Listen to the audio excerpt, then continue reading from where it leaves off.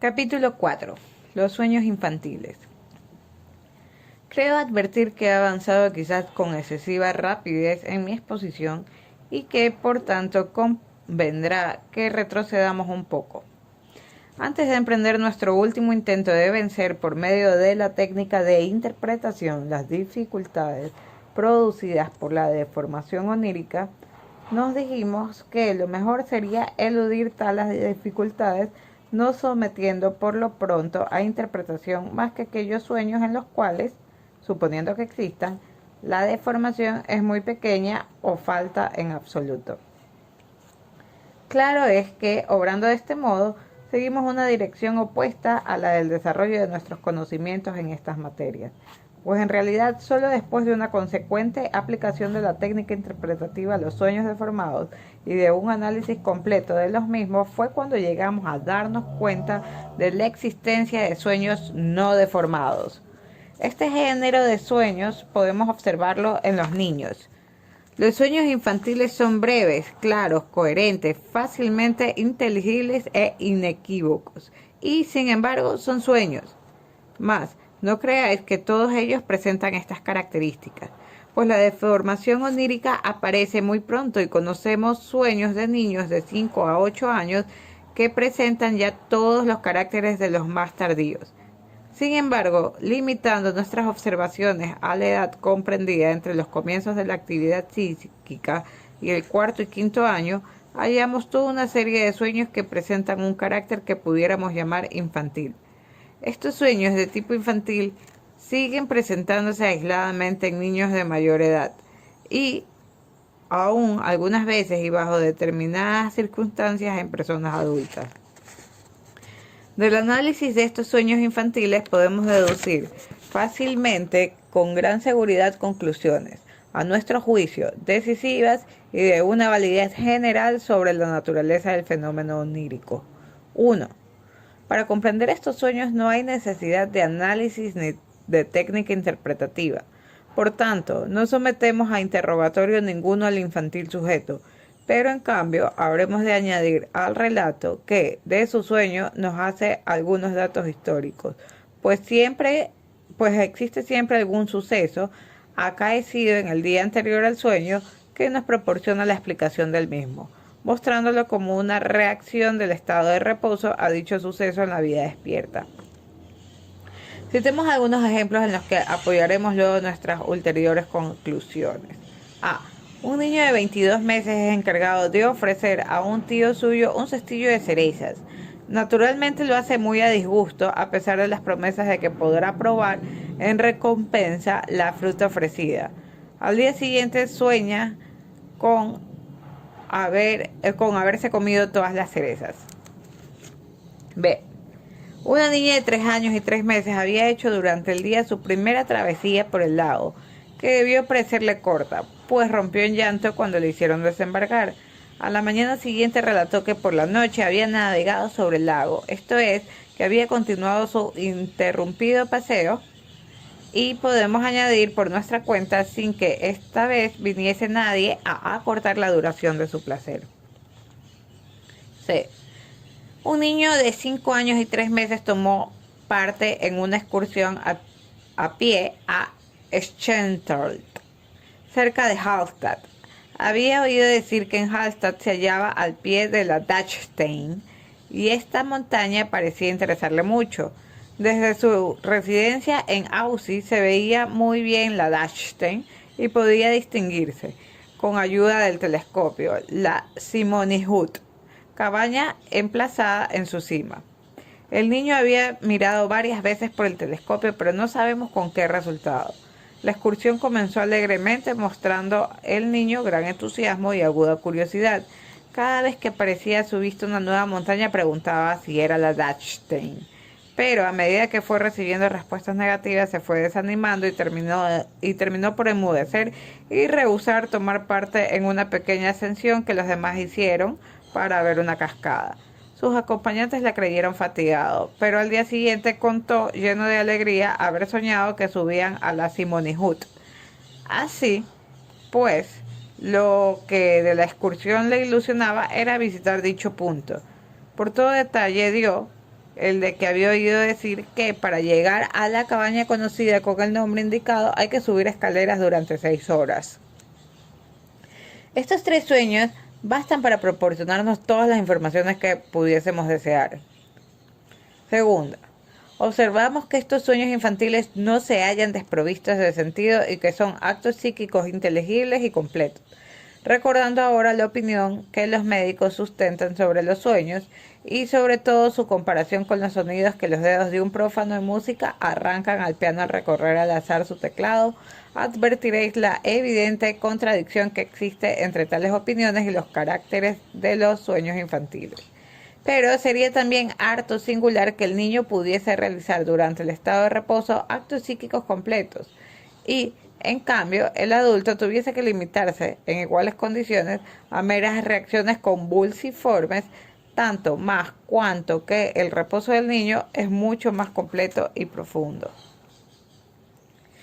Tercera, estos sueños infantiles que no han sufrido deformación no precisan de labor interpretativa alguna, y en ellos coinciden el contenido manifiesto y el latente. La deformación onírica no constituye pues un carácter natural del sueño. Espero que esta circunstancia facilite vuestra comprensión del fenómeno onírico. Debo, sin embargo, advertiros que reflexionando más penetrantemente sobre esta cuestión, nos veremos obligados a conceder incluso a estos sueños una pequeña deformación, o sea, a reconocer cierta diferencia entre el contenido manifiesto y las ideas latentes. Cuarta, el sueño infantil es una reacción a un suceso del día anterior que deja atrás de sí un deseo insatisfecho y trae consigo la realización directa y no velada de dicho deseo. Recordad ahora lo que antes dijimos sobre la misión de las excitaciones somáticas externas e internas, consideradas como perturbadoras del reposo y productoras del fenómeno onírico. En relación con ellas hemos observado hechos totalmente ciertos, pero solo un escaso número de sueños podía ser explicado por su actuación. En estos sueños infantiles tan perfectamente inteligibles podemos afirmar sin temor alguno a equivocarnos que nada en absoluto indica una posible acción de tales excitaciones somáticas, mas no por ello habremos de abandonar por completo la teoría que atribuye la génesis de los sueños a procesos excitativos. Lo que sí haremos será recordar que las excitaciones perturbadoras del reposo pueden ser no solo somáticas, sino también psíquicas, y que precisamente estas últimas son las que con más frecuencia perturban el reposo del adulto, pues le impiden realizar la condición psíquica del mismo, esto es, la abstracción de todo interés por el mundo exterior. Cuando el adulto no concilia el sueño es porque vacila en interrumpir su vida activa y su labor mental sobre aquello que le ha ocurrido en el estado de vigilia. En el niño, esta excitación psíquica perturbadora del reposo es proporcionada por el deseo insatisfecho al cual reacciona con el sueño.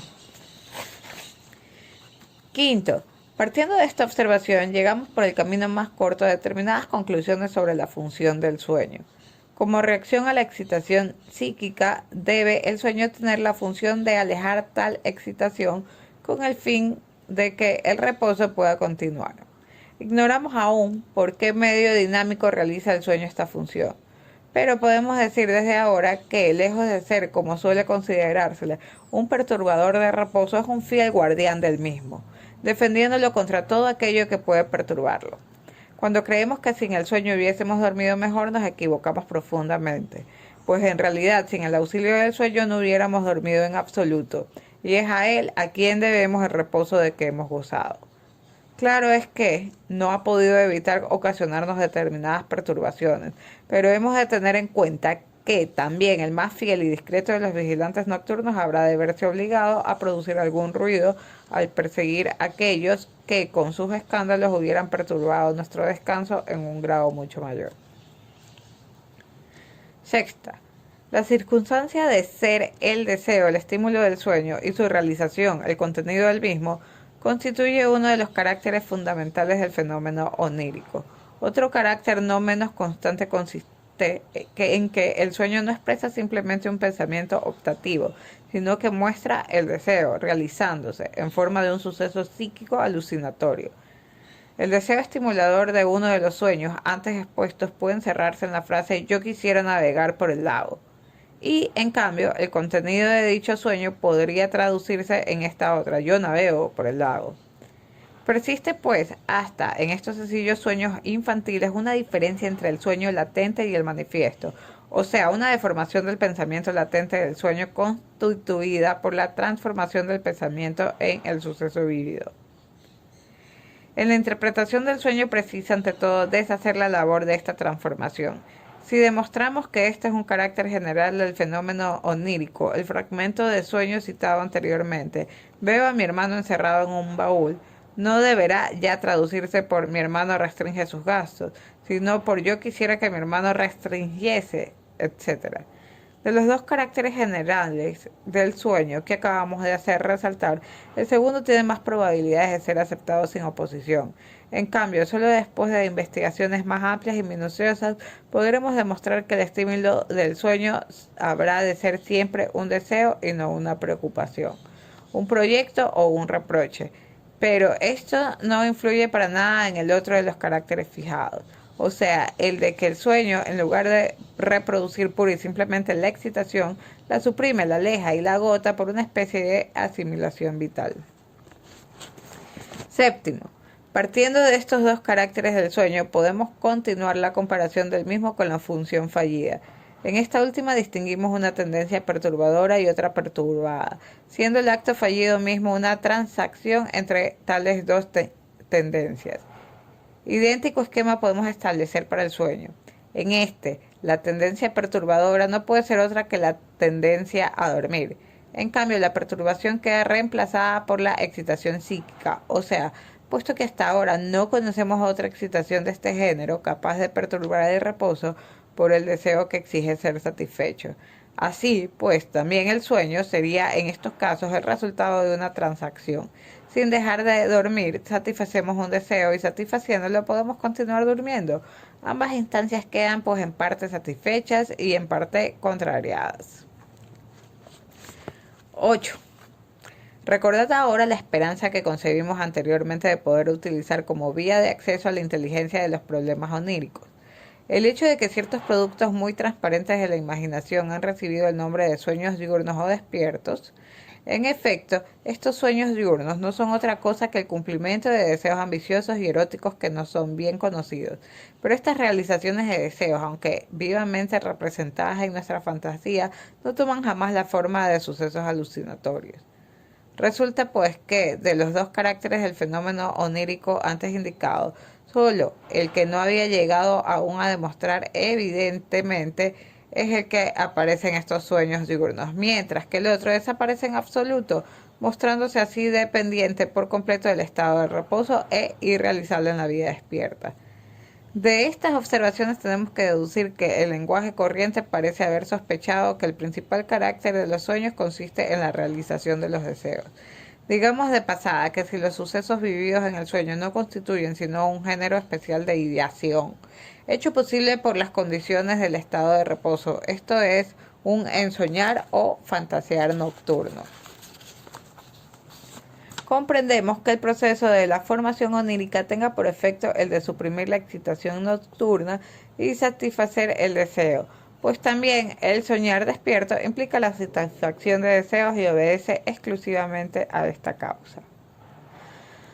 Otras locuciones usuales expresan también el mismo sentido. Todo el mundo conoce proverbios como los siguientes: el cerdo sueña con bellotas y el ganso con el maíz. O la pregunta: ¿con qué sueña la gallina? Con los granos de trigo. De este modo, descendiendo aún más bajo que nosotros, esto desde el niño al animal. El proverbio ve también en el contenido del sueño la satisfacción de una necesidad. Muy numerosas son las expresiones que implican igual sentido, tales como bello como un sueño, o yo no hubiera soñado jamás cosa semejante, o es una cosa que ni siquiera se me podría haber ocurrido en sueños. Hay aquí por parte del lenguaje corriente una evidente parcialidad. Existen también sueños que aparecen acompañados de angustia y otros cuyo contenido es penoso o indiferente. Pero estos sueños no han recibido hospitalidad alguna en el lenguaje. Hablamos sin duda de malos sueños. Pero el sueño por antonomasia no es para el lenguaje sino aquel que produce la dulce satisfacción de un deseo. No hay nada no hay en efecto proverbio alguno en el cual se diga que el puerco o el ganso sueña con el matarife. Hubiera sido sin duda incomprensible que los autores que se han ocupado del sueño no hubieran advertido que su principal función consistía en la realización de deseos. Y claro es que han indicado con gran frecuencia este carácter, pero nadie tuvo jamás la idea de reconocerle un alcance general y considerarlo como la piedra angular de la explicación del sueño. Sospechamos, y más adelante volveremos sobre ello, qué es lo que les ha impedido obrar así. Pensad en las preciosas informaciones que hemos podido obtener casi sin ningún trabajo mediante el examen de los sueños infantiles. Hemos visto que la función del sueño es guardar y proteger el reposo, que el mismo resulta del encuentro de dos tendencias opuestas, una de las cuales, la necesidad de dormir, permanece constante, mientras que la otra intenta satisfacer una excitación psíquica. Poseemos pues la prueba de que el sueño es un acto psíquico representativo y conocemos sus dos principales caracteres: realización de deseos y vida psíquica alucinatoria. Al adquirir todas las nociones hemos podido olvidar que nos ocupábamos de psicoanálisis, pues fuera de su enlace con los actos fallidos no tenía nuestra labor nada específica.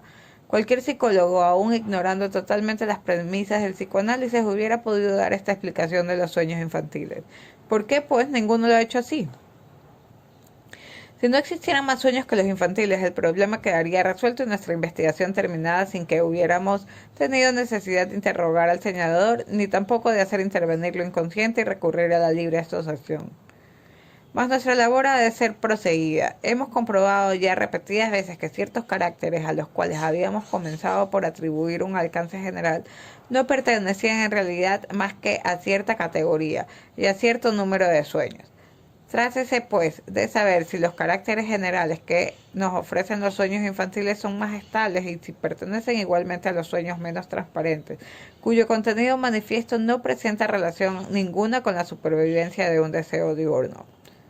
Conforme a nuestro modo de ver, estos otros sueños han sufrido una deformación considerable, circunstancia que no nos permite resolver inmediatamente el problema que plantean. Entrevemos también que para explicar esta deformación no será necesario recurrir a la técnica psicoanalítica de la cual hemos podido prescindir cuando se trataba del conocimiento de los sueños infantiles. Existe, sin embargo, un grupo de sueños no deformados que, al igual de los infantiles, se nos muestran como realizaciones de deseos. Son estos los sueños que durante toda la vida son provocados por imperiosas necesidades orgánicas tales como el hambre, la sed y la necesidad sexual, y que por tanto constituyen realizaciones de deseos correspondientes a reacciones o excitaciones internas.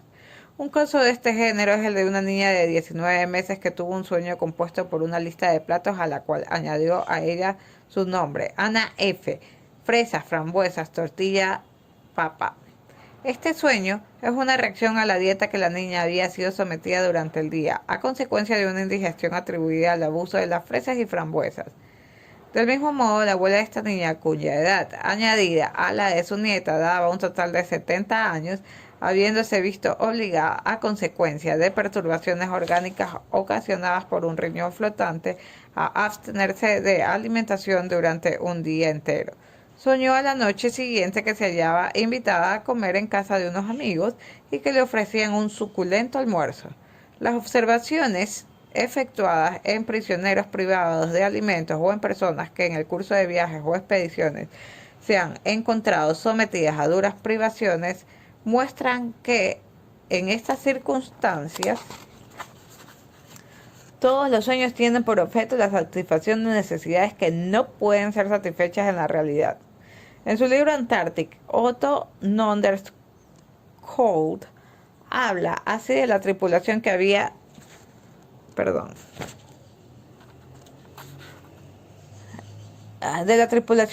invernado con él. Nuestros sueños, que no habían sido nunca tan vivos y numerosos como entonces, eran muy significativos, pues indicaban claramente la dirección de nuestras ideas. Hasta aquello de nuestros camaradas, que en la vida normal no soñaban, sino excepcionalmente nos relataban todas las mañanas largas historias cuando nos reuníamos para cambiar nuestras últimas experiencias extraídas del mundo imaginativo de los sueños. Todas aquellas se referían al mundo de la relación social, del que tan alejados nos hallábamos. pero también con frecuencia a nuestra situación del momento. Comer y beber eran los centros de alrededor de los cuales gravitaban casi siempre nuestros sueños. Uno de mis camaradas, que tenía especialidad de soñar con grandes banquetes, se mostraba encantado cuando podía anunciarnos por la mañana que había saboreado una comida compuesta de 3 platos. Otro soñaba con montañas de tabaco y otro, por último, veía en sueños avanzar a nuestro barco con las velas hinchadas sobre el mar libre.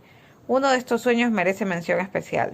El cartero trae el correo y explica largamente por qué ha tardado tanto en llegar hasta nosotros. Se equivocó en su distribución y solo con mucho trabajo logró volver a hallar las cartas erróneamente entregadas. Naturalmente nos ocupábamos en nuestros sueños de cosas aún más imposibles, pero en todos los que yo he tenido y en aquellos que me han sido relatados por mis camaradas, podía observarse una singular pobreza de imaginación. Si todos estos sueños hubiesen podido ser anotados, tendríamos una colección de documentos de un gran interés psicológico. Más se comprenderá fácilmente lo encantadores que resultaban para nosotros tales sueños, que podían ofrecernos lo que más ardientemente deseábamos. Citaré aquí también unas palabras de Duperrell. Mundo Park, llegando en su viaje a través de África a un extremo estado de debilidad por la carencia de alimentos, soñaba todas las noches con los fructíferos valles de su país natal. Asimismo, Trenck, atormentado por el hambre, se veía sentado en una cervecería de Magdeburgo, ante una mesa colmada de los más suculentes manjares, y Jorge Bach, que tomó parte en la primera expedición de Franklin, soñaba siempre con grandes comidas durante los días en que estuvo próximo a la muerte por inanición. Aquellos que, habiendo cenado manjares muy cargados de especias, sienten durante la noche una sensación de sed, sueñan con gran facilidad que beben copiosamente. Como es natural, el sueño no suprime las sensaciones más o menos intensas de hambre o de sed, y al despertar nos sentimos hambrientos o sedientos y nos vemos obligados a comer o beber. Así pues, desde el punto de vista práctico, el servicio que rinden estos sueños es insignificante, pero no es menos manifiesto que su mención es la de mantener el reposo contra la excitación que impulsa al sujeto a despertar. Cuando se trata de necesidades de pequeña intensidad, los sueños de satisfacción ejercen con frecuencia una acción eficaz. Igualmente, bajo la influencia de la excitación sexual, procura el sueño satisfacciones que presentan particularidad dignas de ser anotadas, dependiendo de la necesidad sexual menos estrechamente de su objeto que el hambre y la sed de los suyos respectivos. Puede recibir merced a la emisión involuntaria de líquido espermático una satisfacción real y a consecuencia de determinadas dificultades en lo que respecta a las relaciones con el objeto y de las que más tarde trataremos, sucede con frecuencia que el sueño que acompaña a la sensación real presenta un contenido vago o deformado. Esta particularidad de los sueños en que se producen emisiones involuntarias de esperma hace que los mismos presenten muy bien, según la observación de Rank, para el estudio de la deformación onírica, todos los sueños de adultos que tienen por objeto necesidades encierran, además de la satisfacción, algo distinto que proviene de fuentes de excitación puramente psíquicas y tiene necesidad para ser comprendido de una interpretación. No afirmamos, sin embargo, que los sueños de tipo infantil de los adultos, o sea, aquellos que constituyen la satisfacción no deformada de un deseo, no se presenten sino como en reacciones a las necesidades imperiosas que antes hemos enumerado. Conocemos también sueños de adultos que, a pesar de presentar aquellos caracteres de brevedad y precisión peculiares a estos sueños de tipo infantil, proceden de fuentes de excitación incontestablemente psíquicas. Tales son, por ejemplo, los sueños de impaciencia. Después de haber hecho los preparativos de un viaje o tomado todas las disposiciones para asistir a un espectáculo que particularmente nos interesa, a una conferencia o a una reunión, se suele soñar que el fin que nos proponíamos ha llegado y que asistimos al teatro o conversamos con las personas que proyectábamos ver. De este género también son los sueños justificadamente denominados sueños de pereza, de aquellas personas que, gustando de prolongar su reposo, sueñan que se han levantado ya y se están vistiendo que se hayan entregado a sus ocupaciones, cuando en realidad continúan durmiendo y testimonian de esto, de modo que prefieren haberse levantado en sueños que realmente. El deseo de dormir, que, como hemos visto, participa normalmente en la formación de los sueños, se manifiesta con extrema claridad en los de este género, de los cuales incluso constituye el factor esencial. Así pues, la necesidad de dormir ocupa justificadamente un lugar al lado de las otras grandes necesidades orgánicas. En un cuadro de Schwinn, se encuentra en la Galería de Schank en Múnich, nos muestra la poderosa intuición del pintor el origen de un sueño reducido a su situación dominante. Nos presenta este cuadro el sueño de un prisionero, sueño que naturalmente no puede tener otro contenido que el de la evasión. Pero lo que se haya perfectamente visto en esta composición pictórica es que la evasión debe efectuarse por la ventana, pues es por ella por la que penetra la excitación luminosa que pone término al sueño del prisionero. Los duendecillos montados unos sobre otros representan las actitudes sucesivas que los prisioneros deberían tomar para alcanzar la ventana, y a menos que no me engañe y atribuya al pintor intenciones que no tenía, me parece que el duende que forma el vértice de la pirámide y lima los barrotes de la reja, haciendo así aquello que el prisionero sería feliz de poder realizar, presenta una semejanza singular con este último. En todos los demás sueños, salvo en los infantiles y en los de tipo infantil, la deformación constituye, como ya hemos dicho, un obstáculo a nuestra labor. No podemos ver desde luego si también ellos representan realizaciones de deseos como nos hayamos inclinados a creer. Su contenido manifiesto no nos revela nada sobre la excitación psíquica a la que deben su origen, y nos es imposible probar que tienden igualmente a alejar o a anular tal excitación. Estos sueños deben ser interpretados, esto es, traducidos, y su deformación debe hacerse desaparecer, reemplazando su contenido manifiesto por su contenido latente. Solo entonces podemos juzgar si los datos aplicables a los sueños infantiles lo son igualmente a todos los sueños sin excepción.